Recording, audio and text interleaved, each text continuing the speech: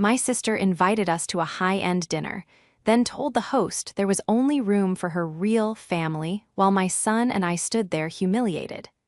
I didn't scream. I just used my connections, ordered the best wine, and waited for her bill to arrive. This is where the story truly begins, and you won't want to miss what happens. Make sure you're subscribed to see it through to the end. We're always curious. Where in the world are you all watching from today? Let us know in the comments. The humidity of the late July evening clung to my skin, but I hardly felt it. I was vibrating with a mix of exhaustion and genuine, desperate hope. It had been a brutal month. Between the final deliverables for the rebranding of the Azure in Miami and single-handedly managing Liam's transition into a new summer camp, I felt like I was running on fumes. My spirit was a frayed wire, sparking and sputtering, waiting for a safe place to finally power down. That safe place was supposed to be tonight. "Mom, is this the place with the gold spoons?" Liam asked, tugging on my hand. His 8-year-old face was scrubbed clean, his hair combed to the side with a precision that only held for about 20 minutes. He looked so much like his father in that moment, it made my chest ache. "It is," I said, squeezing his hand. "It's called the Gilded Spoon, remember? Aunt Sophie said it's a very special celebration." "For Oliver's promotion," Liam recited, proud of remembering the details. "Exactly." I took a deep breath as we approached the heavy oak doors. I needed this. I needed family. Since the divorce 2 years ago, the silence in our apartment had grown louder, and moments of inclusion, of being part of a larger tribe, were like water in a desert. When Sophie had called me 3 days ago, her voice bubbling with excitement about Oliver's promotion to regional director, insisting that Liam and I simply had to come, I had nearly cried with relief. It felt like an olive branch. It felt like we were finally being woven back into the tapestry of the family, after a year of them being too busy, or forgetting, to include us in weekend plans. The restaurant was a cathedral of culinary pretension, and I mean that in the best way possible. Low, amber lighting, velvet banquettes, the soft clinking of crystal, and the hum of hushed, expensive conversations. It was the kind of place where the air smelled of truffles and old money. I spotted them immediately near the host's stand. Sophie looked radiant, wearing a silk dress that I knew cost more than my first car, her blonde hair falling in perfectly manicured waves. Oliver stood beside her, checking his watch, looking every bit the corporate conqueror in a sharp navy suit. Their 2 children, Noah and Emma, were already tapping away on iPads, dressed like miniature adults. "Lydia," Sophie called out as she saw us. She didn't move to hug me. She just waved a manicured hand, her smile tight. "You made it, and you brought Liam." The tone was slightly off, just a fraction, like a note played flat. "Of course I brought him," I said, reaching them. "You said it was a family celebration. Hi, Oliver, congratulations." Oliver barely looked up from his phone. "Thanks, Lydia." The host, a young man with a stiff collar and a terrifyingly blank expression, looked up from his podium. "The reservation is ready, Mr. and Mrs. Sterling. Your table for 4 is prepared in the main dining room." I paused, my brain stumbled over the number. 4. There were 6 of us. "Oh, there must be a mistake," I said quickly, stepping forward with a polite, professional smile. "It's actually 6. My sister might have miscounted." The host looked at his screen, then at Sophie. Sophie didn't look at me. She was busy adjusting the strap of her purse. "No mistake," she said breezily. "It's a table for 4. The booths only seat 4 comfortably, Lydia. You know how these places are." I froze. The ambient noise of the restaurant seemed to drop away, leaving a ringing silence in my ears. I looked at Liam. He was looking at his cousins, clutching the drawing he had made for his uncle. "Sophie," I said, my voice dropping to a whisper. "What are you talking about? You invited us. You specifically told me to come at 7. "I invited you to come out," Sophie said, her voice dropping to that patronizing register she used when she thought I was being difficult. "To say hello, to congratulate Oliver. But honestly, Lydia, this is a celebratory dinner. It's expensive. And frankly, Liam is, well, he's energetic. We wanted a nice, quiet meal for our family. Our family. The words hit me like a physical blow to the stomach. The distinction was clear. They were the family. Liam and I were the accessories, the background noise. We drove 45 minutes, I said, my voice trembling despite my best efforts to lock it down. Liam is dressed up. He made Oliver a card.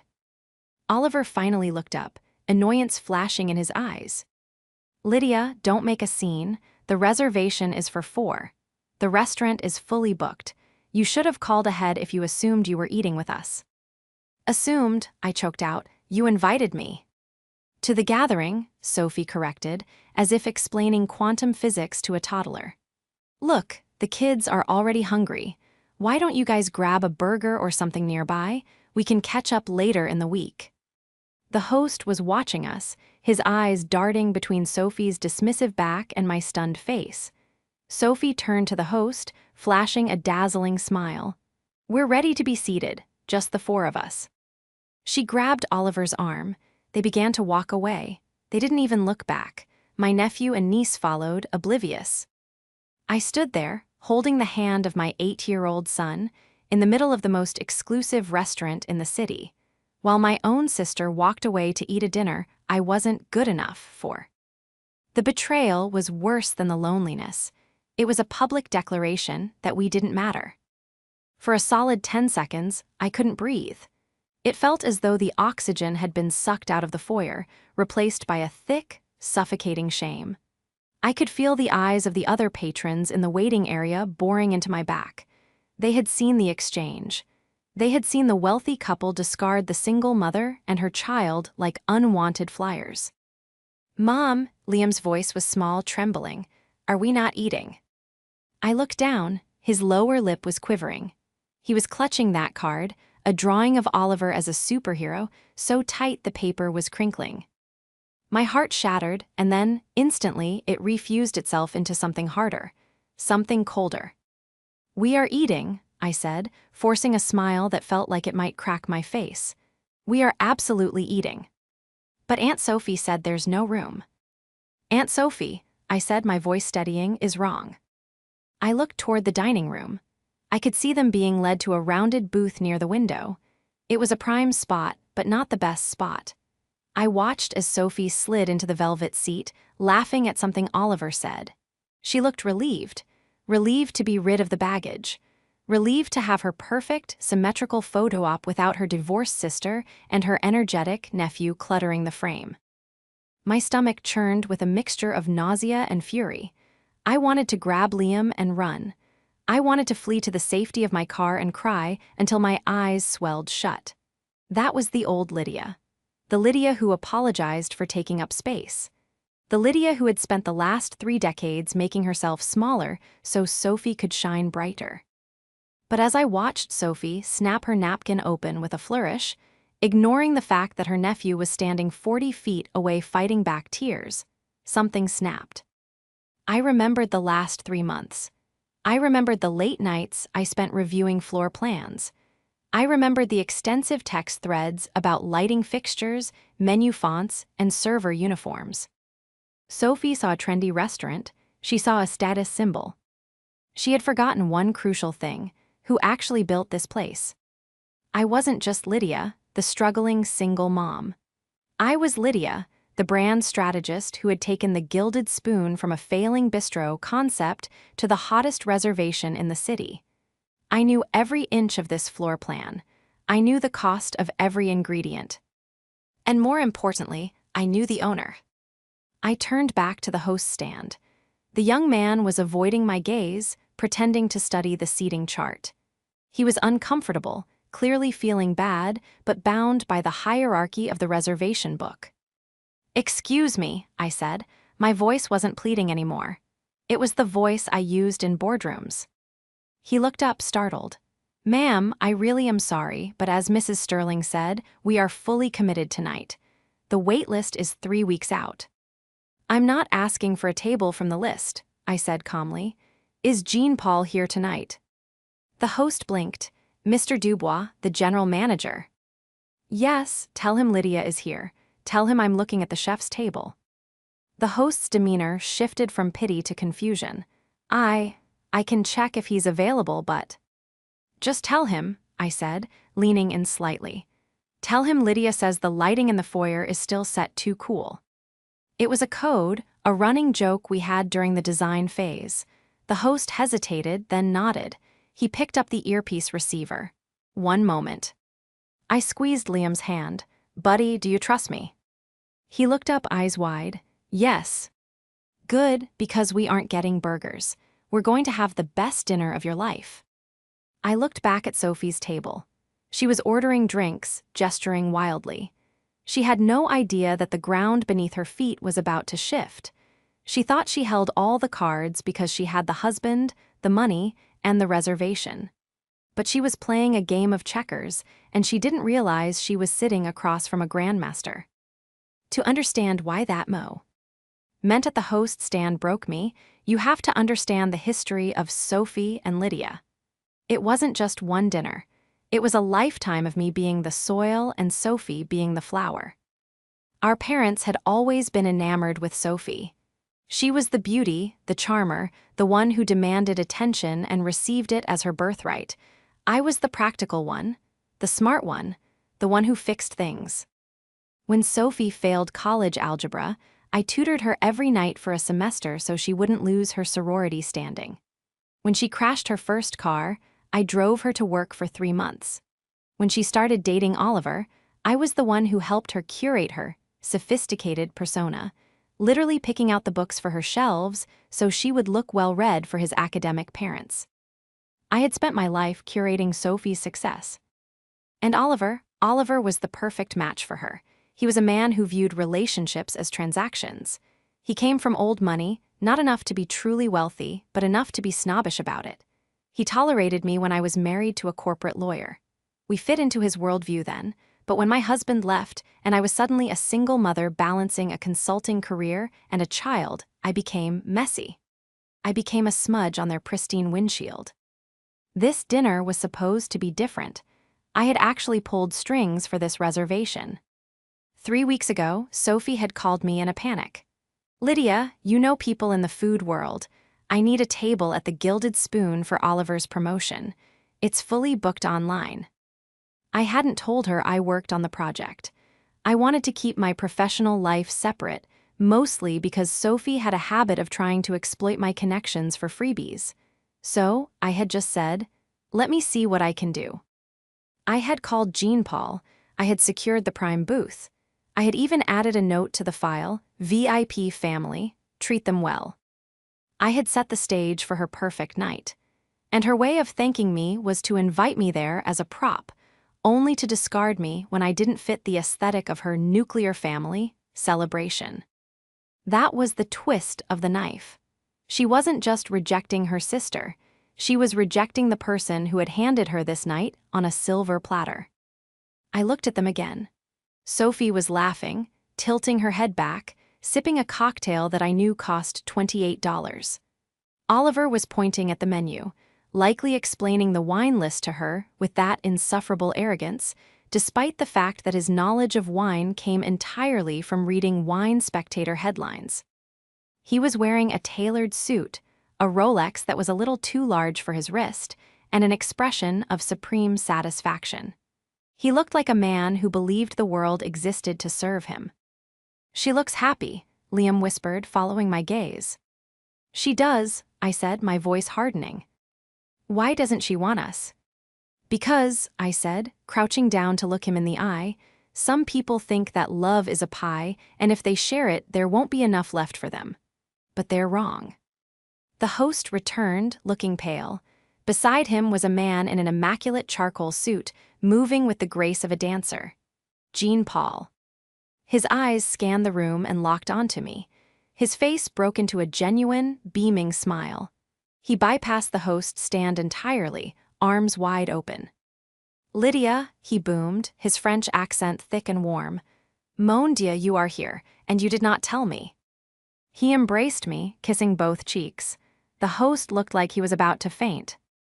I tried to be subtle, Jean Paul, I laughed, feeling the warmth of his welcome melt some of the ice in my chest. But complications arose. Complications? He pulled back, looking at me, then down at Liam. And who is this handsome young man? This is Liam, my date. Enchanté, Liam, Jean-Paul bowed. Jean-Paul, I said, leaning in close so Sophie wouldn't hear from across the room. I have a bit of a situation. My sister, the reservation I called in for the Sterlings, she just informed me there is no room for us at her table. Jean-Paul's eyebrows shot up. He looked over his shoulder at Sophie's booth. He saw them eating the bread, oblivious. His expression darkened instantly. He knew the industry, he knew respect, and he knew exactly how much I had done for this restaurant. She sent you away, he asked, his voice low and dangerous. She tried to, I said, but I'm not leaving. In fact, I'd like to stay, but not with them. Jean-Paul smiled, and it was a smile full of wicked understanding. The chef's table is empty tonight. It was held for a critic who canceled an hour ago. It is yours, and Lydia. Yes. The family and friends discount I applied to the Sterling table. He trailed off, raising an eyebrow. I smiled back. I think since I'm not family tonight, the discount shouldn't apply either. Don't you agree? Jean-Paul's smile widened, a mischievous glint in his eyes that matched M. Why? Understood completely, Mademoiselle Lydia. The discount is removed. They will experience the full value of the gilded spoon tonight. He gestured for the host, snapping his fingers sharply. Escort Ms. Lydia and her son to the chef's table. Bring the sparkling cider for the gentleman, and, he looked at me, the 08 reserve for you. Perfect, I said. As we were led through the dining room, I felt a shift. We weren't just customers anymore, we were royalty. The chef's table wasn't just a table. It was an elevated semicircular booth directly facing the open kitchen, separated from the main floor by a glass partition. It offered privacy, exclusivity, and the best view in the house. From my vantage point, I could see everything. I could see the line cooks moving in their synchronized dance. I could see the expeditor wiping plates. And if I turned my head just slightly to the left, I had a perfect, unobstructed view of table 14. Sophie's table. They were already on appetizers. I watched as waiters swarmed them. Sophie was preening, clearly enjoying the attention, likely assuming it was all part of the VIP treatment she thought she deserved. She didn't realize that the swarm of waiters was actually Jean-Paul's way of ensuring their bill would rack up quickly. Every suggestion, every special of the day, was an upsell. Mom, this is like a spaceship, Liam whispered, climbing into the plush leather booth. It is, isn't it? I smiled, settling in. Now, Liam, tonight you can order whatever you want. No prices, just pick what looks good. Even the steak. Especially the steak. As Liam buried his nose in the menu, I pulled out my phone. It was time to play my hand. I opened my banking app. I had originally linked my card to their reservation file as a backup, intending to cover a portion of the meal as a surprise gift. My congratulations for Oliver. I went into the reservation system portal, access I still had on my phone from the testing phase, and unlinked my card. Delete payment method, confirmed. Next, I texted Jean-Paul, even though he was just across the room. Let's make sure they get the full experience. Suggest the tasting menu, the one with the truffle supplement.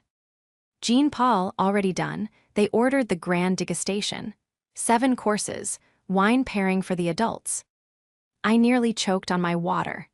The grand degustation was $450 per person. The wine pairing was another $200. With the truffle supplement, they were looking at a mortgage payment. And Sophie, sweet, oblivious Sophie, probably thought I had worked out some friends and family deal where this would cost pennies. I watched as the sommelier approached their table with a bottle of champagne. Oliver nodded sagely as the label was presented. He didn't ask the price. He never did when he thought he was getting a deal. My phone buzzed. It was a text from Sophie. Sophie, so glad you guys found somewhere else to eat. It's crazy busy here. Maybe we can do brunch next Sunday? My treat. Somewhere cheaper, lol. I stared at the screen. Somewhere cheaper. The audacity was breathtaking. She was currently eating a meal I had facilitated, drinking wine I had curated, in a restaurant I had helped build, and she was pitying me. I didn't reply. I just raised my glass of the 08 Reserve towards her table. She couldn't see me through the glare of the lights on the glass partition, but I could see her perfectly. "Mom," Liam said, pointing at the menu, "what is Wagyu?" "It's a cow that lived a very happy life," I said, "and it's delicious. You're getting it." I watched the kitchen staff prep our meal. The executive chef, Marco, saw me and waved a tongue in greeting. He sent over an amuse-bouche immediately, tuna tartare on a crispy rice cake, topped with caviar. "Compliments of the chef," the server whispered. I took a bite. It tasted like victory. But I wasn't done. I needed to know the extent of it. I needed to know why tonight. Why the exclusion? I opened Instagram. Sophie had already posted a story, a picture of the champagne glasses clinking. Caption: celebrating my hubby's big promotion. So proud of our little family. Blessed power couple finding. And then I saw the comment from her friend Jessica. "Looks amazing. Is this the big news dinner?" Sophie's reply: "Yes, big announcements coming." Big announcements? Oliver's promotion was already known. What else was there? I zoomed in on the photo. On the table, next to Oliver's phone, was a glossy brochure. I couldn't read the text, but I recognized the logo. St. Jude's Academy. My heart stopped. St. Jude S was the private school Liam had been waitlisted for, the one we couldn't afford without financial aid. The one Sophie knew was my dream for Liam. I squinted. There were 2 brochures, one near Oliver, one near Sophie, and a third document under Oliver's elbow. It looked like a real estate listing. I felt a cold prickle of suspicion. Oliver's promotion came with a raise, sure. But St. Jude's tuition? A new house? Sophie had been complaining about money just last week, asking to borrow $200 for groceries. Something didn't add up. I texted my friend Sarah, who worked in HR at Oliver's company. Me, hey, random question. Did Oliver's promotion come with a massive signing bonus? He's spending like a king tonight. I watched Sarah's typing bubble appear almost instantly. Sarah, promotion? Lydia, Oliver didn't get promoted. He got transferred laterally. Same pay, different title. Actually, rumors are they downsized his department. My blood ran cold. If he didn't get a raise, how were they paying for this? And why lie about the promotion? Then it hit me, the brochure, the family dinner, the exclusion of me and Liam. They weren't celebrating a promotion. They were celebrating a windfall that had to come from somewhere else. I thought about our grandmother's estate. It was still in probate, managed by Oliver's firm. I sat up straighter. The puzzle pieces clicked into a horrifying picture. The realization was a physical jolt, like missing a step in the dark. Grandma's estate. It was supposed to be split 50-50 between Sophie and me. It wasn't a fortune, but it was enough to change lives, enough for tuition, for a down payment. Oliver's firm was handling the executor duties because he had insisted it would save on fees. If they were spending money they didn't have, on a salary that hadn't increased, were they dipping into the pot before it was distributed? I needed proof, and I needed to ruin their appetite. Liam, stay here for 1 second. Mom needs to say hi to someone. I stood up. I smoothed my dress. I walked out of the VIP section, down the few steps, and onto the main dining floor. The restaurant was buzzing, but to me it was silent.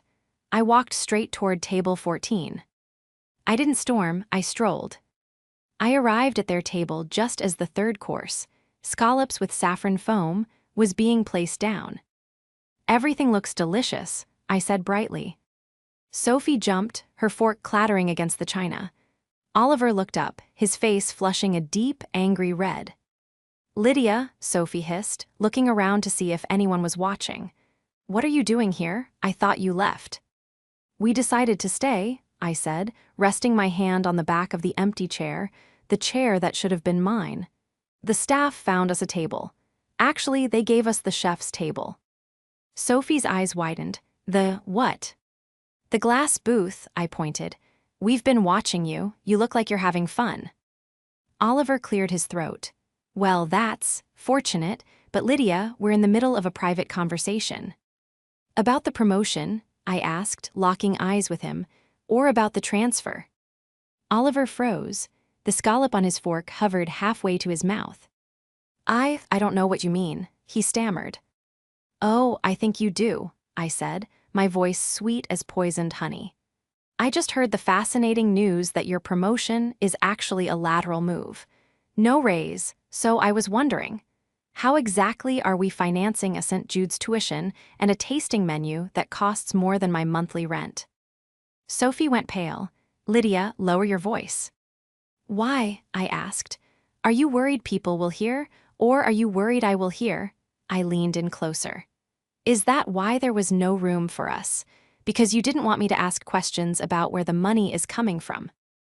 You're being paranoid, Oliver spat, regaining some of his arrogance. My finances are none of your business. We have savings. Do you? I asked. Because last week Sophie borrowed $200 for groceries, and now you're drinking. What is that? A 2015 Chateau Margaux. It's a celebration, Sophie cried, her voice rising now, attracting the glances she was so desperate to avoid. Why can't you just be happy for us? Why do you always have to ruin everything? I'm not ruining anything, I said. I'm just clarifying. Because if you're spending my half of Grandma's inheritance before the probate clears, Oliver, that's not just rude. That's embezzlement. The word hung in the air, like a guillotine blade. Oliver's face went from red to white. You have no idea what you're talking about. I am the executor. I have discretionary power. Discretionary power for expenses, I corrected, my corporate background kicking in. Not for personal dining and private school deposits. You're jealous, Sophie spat, tears welling in her eyes, her go-to defense mechanism. You're jealous because we're successful and you're stuck. Stuck, I laughed. It was a dry, humorless sound. Sophie, look around. I gestured to the restaurant. Who do you think designed this lighting? Who chose these linens? Who trained the staff that is currently refilling your water glass? Sophie looked confused. What? I consulted on this restaurant, Sophie. I know the owner. IK. Now the manager. I know the prices. I stood up straight, towering over them as they sat in their booth. I tried to do something nice for you tonight. I really did. But you made it very clear where I stand. So, enjoy the scallops, enjoy the wine, but just so you know, the family discount you were counting on, it's gone. Oliver dropped his fork. What family discount? The one I arranged, I said. The one that would have made this meal affordable. But since I'm not family enough to sit here, I'm certainly not family enough to subsidize your lifestyle.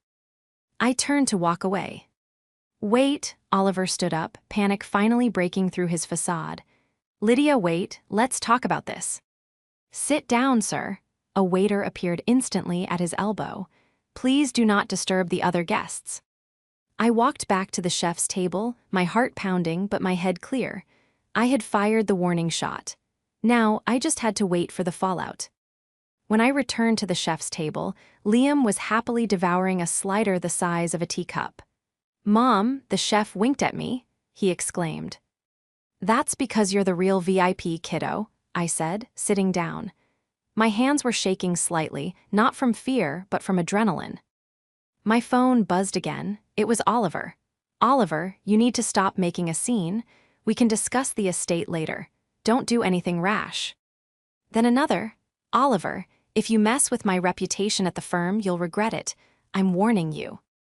Threats, of course, the last refuge of a guilty man. I didn't reply. Instead, I texted my lawyer, David. He was expensive, but tonight, I felt like money was no object. Me, David, emergency. I have reason to believe the executor of the Miller estate is misappropriating funds. I need an emergency audit filed first thing Monday morning, and I need to freeze the accounts. David, on a Saturday night, Lydia, must be serious. If you have reasonable suspicion, we can file for an injunction. What did you see? Me? He's spending thousands on a dinner he can't afford, boasting about non-existent raises, and I saw a brochure for a private school deposit that matches the exact amount of the initial estate disbursement. David got it. I'll draft the paperwork, don't warn him. I put the phone down, the trap was set, but the night wasn't over. Across the room, the mood at table 14 had shifted drastically. The laughter was gone. Sophie was whispering furiously at Oliver. Oliver was checking his banking app on his phone, looking sweaty. The grand degustation continued to arrive, course 4 roasted duck breast with cherry reduction, but they were barely touching it. They were realizing the math. I watched as Jean-Paul walked by their table. He stopped, not to check on them, but to inspect a water glass on a nearby empty table. Oliver tried to flag him down. "Excuse me, manager," Oliver called out. Jean-Paul turned slowly. "Yes, monsieur." "There seems to be a misunderstanding about the bill," Oliver said, his voice tight. "My sister-in-law, she works here." "Ms. Lydia," Jean-Paul smiled. "She is a valued consultant, one of the best." "Right, well, she mentioned a discount. We just want to confirm that's still active." Jean-Paul's face became a mask of polite confusion. "Active? Monsieur, discounts are discretionary. They are extended to friends and family of the house, since Ms. Lydia is dining separately, and you indicated she was not part of your party. Surely you understand." "But we are family," Sophie cried out. "She's my sister." "Ah," Jean-Paul nodded sagely. "But earlier, the reservation was quite specific. Only room for 4. The system reflects what the customer requests." He bowed slightly. "Enjoy the duck, it is exquisite." He walked away. Oliver slumped back in his seat. Sophie put her head in her hands. I felt a twinge of pity, just a twinge. It was the old instinct, the one that wanted to fix things for her. But then I looked at Liam, happily eating his ice cream, completely unaware that his aunt had deemed him unworthy of a seat. I killed the pity. The waiter brought our dessert, a chocolate soufflé for me, a giant sundae for Liam. "Mom," Liam said around a mouthful of fudge, "this is the best night ever." "It is, isn't it?" Suddenly my phone rang. It wasn't a text, it was a call from Mom. Our mother, who usually avoided conflict at all costs, was calling at 8:30 p.m. on a Saturday. Sophie must have texted her. I answered, "Hi, Mom." "Lydia, what on earth is going on?" Mom's voice was shrill. "Sophie is texting me in tears. She says you're at the restaurant harassing them. She says you're trying to get them kicked out." "I'm eating dinner, Mom," I said calmly. "Sophie invited us, remember? Then she told us there was no room, so we got our own table." "Well, she says you're threatening Oliver. Something about the estate? Lydia, you know Oliver is handling that. Why do you have to be so difficult? They're just trying to have a nick." "Night." "They're spending Grandma's money, Mom," I said bluntly. Silence on the other end. "What?" "Oliver didn't get a raise," I said, laying it out. "He got a lateral transfer, but they're spending thousands of dollars tonight. They're putting a deposit on St. Jude S. Where do you think that money is coming from?" That's a serious accusation, Lydia." "I know. That's why I'm having my lawyer freeze the accounts on Monday." "Lydia, don't you dare," Mom panicked. "You'll tear this family apart." "They tore it apart when they left Liam standing in the foyer," I said, my voice shaking with sudden emotion. "They tore it apart when they decided I was only useful when I was giving them things. I'm done, Mom. I'm done being the doormat." I hung up, my hand was trembling. I looked up. Oliver was standing up again. He had downed 3 glasses of wine in the last hour. He was swaying slightly. He was angry, and he was coming over. He bypassed the staff-only rope and marched up the steps to the chef's table. "You," he pointed a finger at me, his face was twisted. "You ungrateful little." "Sir," a sous chef stepped forward, brandishing a ladle like a weapon. "Back away." "I'm talking to my sister-in-law," Oliver shouted. The entire restaurant went silent. "Oliver, sit down," I said, not moving from my seat. "You're making a scene." "You called your mother." he slurred slightly. You trying to poison everyone against me after everything I've done. Everything you've done? I stood up then. Like stealing from the estate, like lying to your wife about your job. I didn't steal, he yelled. I borrowed. I was going to put it back when the bonus came in next quarter. Gasps rippled through the dining room. He had just admitted it, loudly.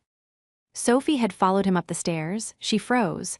Oliver, what did you say? Oliver looked at her, realizing his mistake. Sophie, it's complicated. You borrowed, Sophie's voice was a whisper, from the estate. We needed the tuition, Oliver pleaded. For the image, you wanted the school, Sophie, you wanted the life. I didn't want you to steal from my grandmother, she screamed. It was chaos, beautiful, vindicating chaos. Jean Paul appeared at the bottom of the stairs, 2 large security guards behind him. Mr. Sterling, Jean Paul said, his voice ice cold. You are disturbing my guests, and you have admitted to a crime in front of 50 witnesses. I think it is time for the check. The silence that followed Jean Paul's declaration was heavy, suffocating, and absolute. The ambient noise of the restaurant, the clinking silverware, the low hum of conversation, had evaporated. Every eye in the establishment was fixed on the drama unfolding on the steps of the chef's table. Oliver stood there, his chest heaving, his face a mottled canvas of red rage and pale fear. He looked small.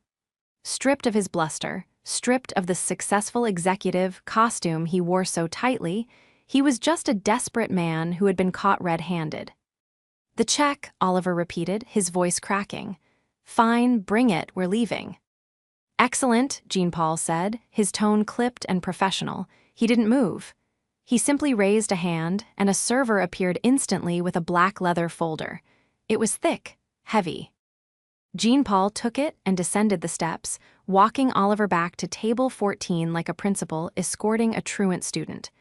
Sophie followed, looking like she was walking to the gallows. I stayed in my seat, watching from above like a judge on a dais. Liam had stopped eating his sundae, sensing the shift in the air. Is Uncle Oliver in trouble? He whispered. Yes, baby, I said softly. Big trouble. I watched as they reached their booth. Oliver sat down heavily. Sophie stood by the edge of the table, her arms crossed, refusing to sit next to him. Jean Paul placed the folder on the table. He didn't just drop it, he presented it with a flourish. Oliver opened it. Even from across the room, I saw the flinch. It was a physical recoil, as if the paper had bitten him. He stared at the number. He blinked, rubbed his eyes, and stared again. This, Oliver spluttered, his voice rising again, carrying across the silent room. This is a mistake. This is $3,400. $3,412, Jean Paul corrected smoothly. Plus gratuity, of course. For dinner, Oliver shrieked. This is robbery, this is price gouging. It is the menu you ordered, monsieur, Jean Paul said, his voice projecting so the nearby tables could hear. The grand degustation, 7 courses, the white truffle supplement from Alba, the Wagyu beef upgrade, and of course the 2015 Chateau Margaux and the champagne toast. You consumed it all. Very enthusiastically, I might add. But, Oliver looked around wildly. His eyes locked onto me up in the glass booth. Lydia, tell him about the discount. Toed up slowly. I walked to the glass railing. I didn't shout. I didn't need to. The acoustics carried my voice perfectly. There is no discount, Oliver, I said. Discounts are for family, and as you pointed out when we arrived. There was only room for 4. You wanted to be the big man. You wanted the private celebration. You wanted the VIP treatment. Well, this is the price of admission. I can't pay this, Oliver yelled, slamming his hand on the table. I don't have $3,000 liquid right now. You just said you borrowed from the estate, Sophie's voice cut through the noise. It was quiet, deadly. She picked up the check and looked at it. Her hands were shaking. You told me you had a bonus. You told me we were celebrating. And now you're saying you can't even pay for the dinner you ordered. Sophie, listen, Oliver pleaded, sweat beading on his forehead. It's a cash flow issue. The assets are tied up. My grandmother's assets, Sophie corrected. She looked at him with a look of pure revulsion. It was the look of a woman realizing she had been sleeping next to a stranger. You lied about the job. You lied about the money. Did you lie about the school too? Did you even send the deposit? Oliver looked down at his shoes. That silence was the loudest answer of all. Oh my God, Sophie breathed. She backed away from the table. You fraud. I have a corporate card. Oliver scrambled, pulling a sleek black card from his wallet. I'll put it on the firm. I'll figure it out Monday. He handed the card to Jean-Paul. Jean-Paul took it, looking bored. He walked to the portable terminal the server was holding. He inserted the card. We waited, the machine beeped, a harsh, dissonant buzz. Declined, Jean-Paul said loudly. Try it again, Oliver insisted. It's a platinum card. It is a cancelled card, monsieur, Jean-Paul said, looking at the screen. The issuer signals card not authorized. It seems the firm has deactivated your privileges. The room gasped. It was the final nail. The lateral transfer wasn't just a transfer. He had likely been stripped of all power, perhaps even fired, and was hiding it. Oliver slumped into the booth, burying his face in his hands. The facade had completely crumbled. The arrogant executive was gone, replaced by a terrified man in a suit he couldn't afford. I have another card, Oliver mumbled, reaching for his personal wallet. My debit. Stop, Sophie said. She reached into her purse. She pulled out her own card, a simple bank card from her personal account, the one she used for her Etsy shop earnings. I'll pay for my half, and the kids. Madame, Jean-Paul said gently, the bill is one check. Sophie looked at the bill again. She looked at Oliver, who was sobbing quietly now. She looked up at me. There were tears streaming down her face. Her makeup was ruined. The perfect image was shattered. Lydia, she whispered. She mouthed the word help. I looked at her. I saw my sister. Not the snob, not the bully, but the little girl who used to crawl into my bed during thunderstorms. I saw a woman who had been deceived, manipulated, and humiliated far worse than I had been. But I also saw Liam. I saw the way she had looked through him in the foyer. I saw the years of her taking my help and spitting in my face. I can't help you, Sophie, I said, my voice steady but sad. I really can't. You chose him, you chose the table, you chose the life. I turned to Jean-Paul. If they cannot pay, Jean-Paul, you know the protocol. Indeed, Jean-Paul said. Police, theft of services. No, Sophie screamed. No police, I'll call Dad, I'll call Dad. She fumbled for her phone, her fingers trembling so hard she dropped it once. She dialed. She put it on speaker, her desperation making her forget privacy. Dad, she sobbed when he answered. Dad, I need you. I'm at the Gilded Spoon. Oliver lied about everything. We can't pay the bill. They're going to call the police. I could hear my father's confused, booming voice on the other end. What? Where is Lydia? Isn't she there? She is, Sophie cried, looking up at me. She's here. She's watching. Put her on, Dad demanded. Sophie held the phone up toward me. Lydia, Dad's voice echoed. Fix this. Pay the bill and we'll settle up later. I looked at the phone. For 30 years, that had been the dynamic. Lydia, fix it. Lydia, clean up the mess. No, Dad, I said. Not this time. Lydia. I'm taking Liam for ice cream, I said. Sophie can wait for you to drive down. It's 45 minutes. Jean-Paul will wait. I signaled to the waiter. Wrap up the rest of the steak for the dog, please, and we're ready for our check. Jean-Paul waved his hand. Your check is taken care of, Lydia, on the house. Thank you, Jean-Paul, I said. I took Liam's hand. We walked down the stairs. We had to walk right past table 14 to leave. I didn't stop, I didn't. Look at Oliver, who was a broken heap in the corner. I looked briefly at Sophie. She was sobbing into the phone, explaining to our father why she needed $3,000. Goodbye, Sophie, I said softly. She didn't answer, she just wept. We walked out the heavy oak doors into the warm night air. The humidity had broken. A cool breeze was blowing. "Did we win, Mom?" Liam asked, looking up at me. I squeezed his hand, feeling lighter than I had in years. "Yeah, buddy, we won." The fallout was swift, brutal, and thoroughly documented. By Monday morning, my lawyer, David, had the injunction filed. By Tuesday, the audit of Grandma's estate was underway. It didn't take a forensic accountant to find the holes. Oliver had been sloppy. He had borrowed nearly $40,000 over 6 months, tuition deposits, lease payments on a luxury SUV, and credit card bills. He claimed he intended to pay it back. The judge didn't care about intentions. He was removed as executor immediately and ordered to repay every cent within 30 days or face criminal charges for embezzlement. His firm was less forgiving. It turned out the lateral transfer was actually a probation period due to performance issues. When the news of the theft of services police report, which Jean Paul had filed as a formality until my father arrived to pay the bill, reached his HR department, they fired him for conduct unbecoming. Sophie didn't stay. She couldn't. The house of cards collapsed the moment the money stopped flowing. They lost the house they were renting. Oliver moved into a motel. Sophie and the kids moved back in with our parents. I didn't visit them. I stayed away. I focused on my work on Liam and on rebuilding my own peace. 2 months later, on a crisp October afternoon, my doorbell rang. I checked the camera. It was Sophie. She looked different. The expensive highlights were grown out. She was wearing jeans and a simple sweater, not the designer labels she used to flaunt.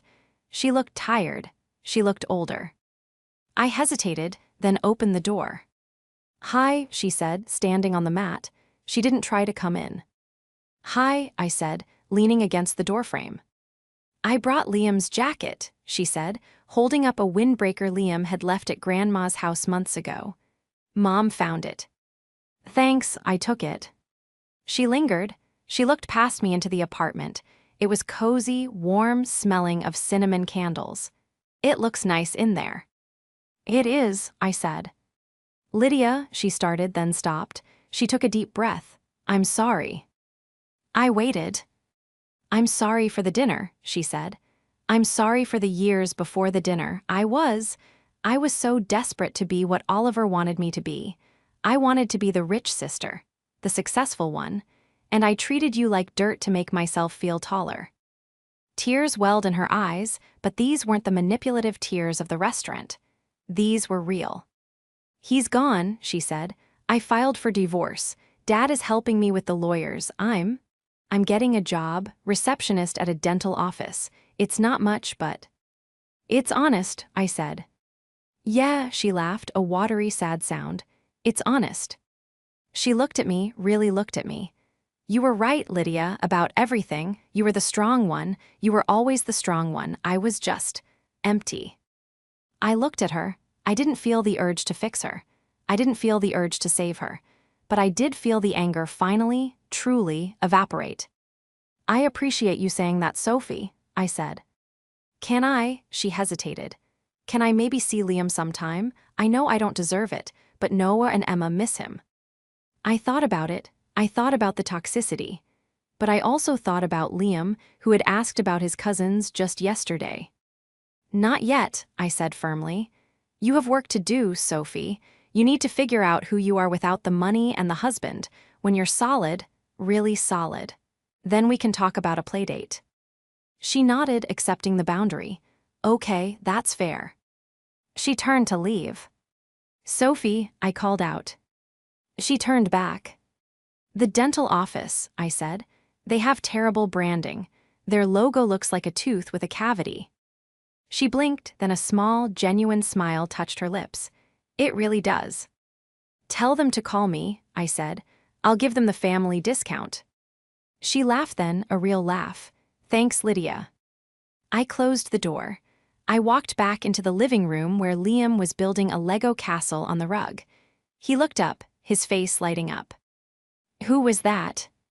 "Just Aunt Sophie," I said, sitting down beside him. "Is she coming in?" "No," I said, picking up a blue brick and placing it on the highest tower.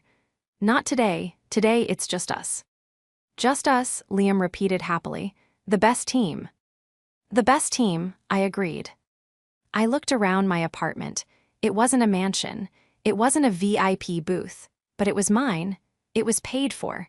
And it was filled with real, unbought love. There was plenty of room, Ray, but only for the people who mattered.